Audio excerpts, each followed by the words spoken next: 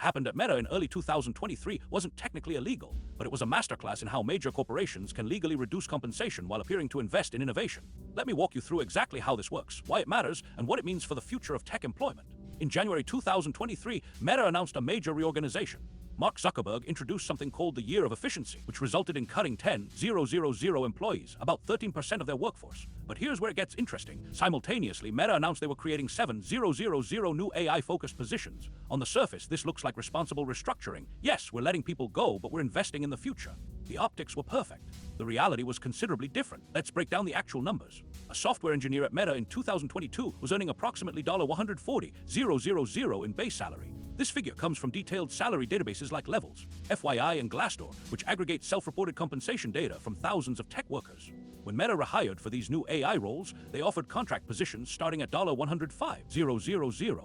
That's a $35,000 reduction right off the bat. But the story doesn't end with base salary. That's actually just the beginning. When you're a full-time employee at Meta, your total compensation package includes several major components beyond base salary.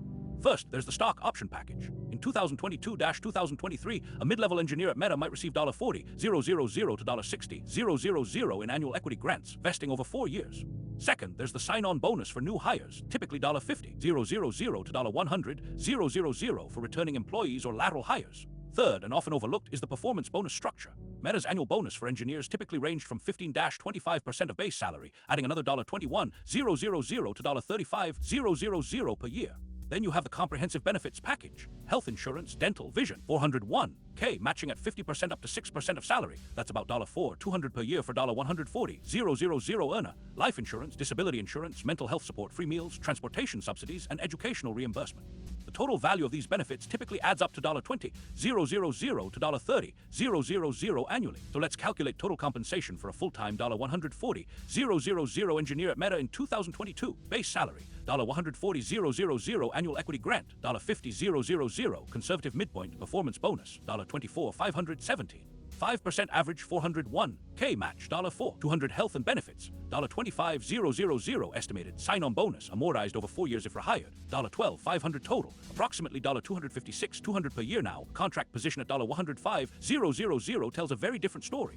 Contract workers at Meta in 2023 received no equity options. They received no sign-on bonus. They received no performance bonus structure. Their compensation was fixed. They had to pay for their own health insurance through the marketplace, costing roughly $8,000-$15,000 annually for someone in their 30s, received no 401K match, and had no access to many of Meta's perks. Some contract workers reported paying out-of-pocket for parking and food in Meta's Menlo Park offices, benefits that were free for full-time employees. Let's recalculate total compensation for the contract position. Base contract pay, $105,000 equity, $0 bonus, $0-401K match, $0 health insurance self-paid, $12,000 cost not benefit other benefits. Minimal to none total out-of-pocket value, approximately $93,000 per year with $105,000 in contract income. That represents a swing of approximately $163,200 in total compensation value, from $256,200 down to an effective $93,000.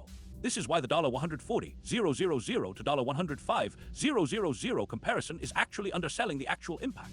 When you account for benefit, equity, and bonuses, these workers were taking pay cuts exceeding 60%. But wait, there's another layer to this strategy. The IRS and employment law classify workers in specific ways. Contract workers are classified as independent contractors or contingent workers. This classification allowed Meta to avoid several legal and financial obligations. Full-time employees are entitled to unemployment insurance contributions, workers' compensation, and they have protections under labor law.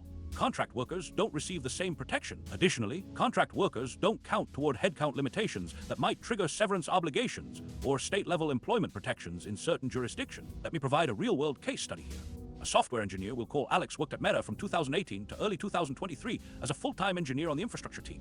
Alex's package in 2022 was $135,000 base salary, $52,000 in annual equity vesting, and typically earned $23,000 annual bonus. When Meta announced the restructuring, Alex was initially laid off but then received a call. Meta was hiring for new AI infrastructure contract roles, and they'd love to have Alex back. The position offered $108,000 per year with a 1-year contract. Alex needed health insurance for his family and realized he'd be paying approximately $18,000 annually out of pocket.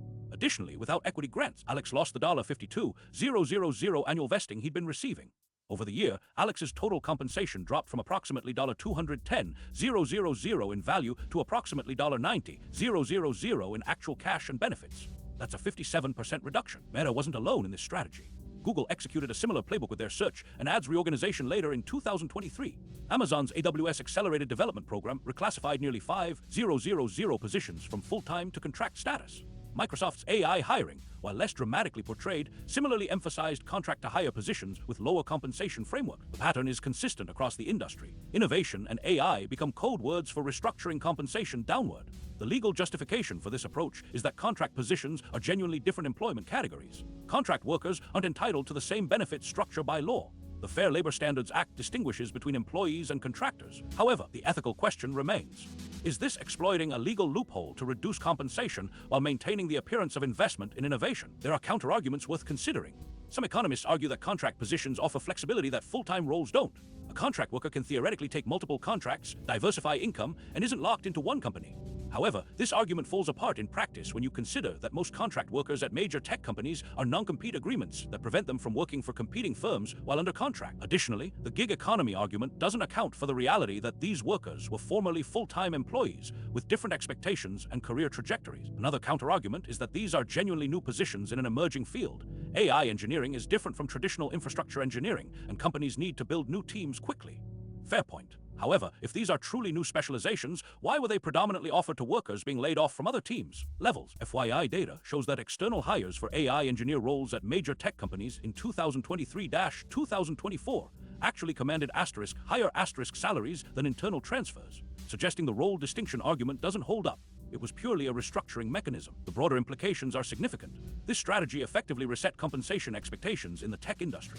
By 2024, newly hired engineers at major tech companies saw baseline salary offers 15-20% lower than 2022 levels, according to Stack Overflow's developer survey data.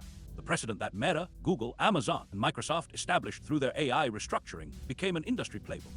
If talented engineers will take $105,000 contract positions when they previously earned $140,000 in full-time roles, why shouldn't all companies adjust their baseline offers downward? For job seekers and current tech workers, the lesson is clear. Watch how companies frame restructuring. When a company talks about innovation, transformation, or AI investment, examine the employment classification of the new roles being created. Demand transparency about total compensation, not just base salary. Calculate the actual cost of replacing lost equity, bonuses, and benefits, and recognize that contract positions, while sometimes legitimate, are increasingly being used as a legal mechanism to reduce compensation. Meta 7,000 AI jobs didn't represent growth. They represented restructuring disguised as investment. The $45,000 difference between $140,000 and $105,000 was just the visible part of a much larger compensation reduction. This is how